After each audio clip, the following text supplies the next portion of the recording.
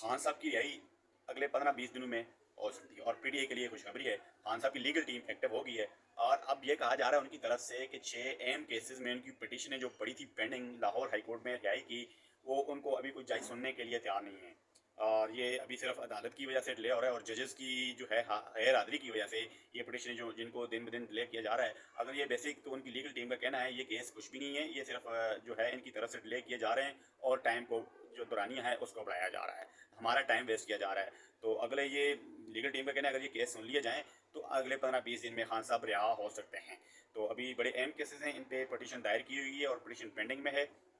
दूसरी तरफ खान साहब की लीगल टीम को खान साहब से मिलने नहीं दिया जा रहा और खान साहब की आला क़यादत जैसे उमर अयूब का नाम आया वज़ीर-ए-आज़म के लिए, तो वो भी कल गए थे खान साहब से मिलने डेरा जेल, लेकिन उनको भी मिलने नहीं गया। आज असद कैसर साहब गए थे, उनको भी खान साहब से मिलने नहीं दिया गया। बहरहाल अब पंजाब के अंदर जो बड़ा टफ उन्होंने वज़ीर आला मुंतखब किया है मिर्ज़ा असलम इकबाल बेग, वो भी सामने आ गए हैं।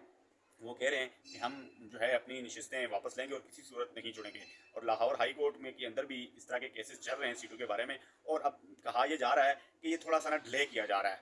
फॉर्म 45 के मुताबिक इलेक्शन कमीशन तो मांग रहा है पीटीआई की सीटें ये, लेकिन ये इस चीज़ को डिले क्यों किया जा रहा है और इसका दुरानिया बढ़ाया क्यों जा रहा है, इसकी वजह क्या है। अब कहा यह जा रहा है कि अभी ये देखा जाएगा कि ये लोग गवर्नमेंट कैसे बनाने जा रहे हैं, क्या करते हैं। अगर इनके ये मामला टेक ओवर नहीं कर सकते तो फिर इनसे कुछ इनके लिए मुश्किलात पैदा हो सकती हैं। अब ये कहा जा रहा है कि पंजाब के अंदर कुछ सीटें नून लीग को वापस करनी पड़ेंगी, जिस वजह से उनको अपना वज़ीर आला लाने में थोड़ी मुश्किलात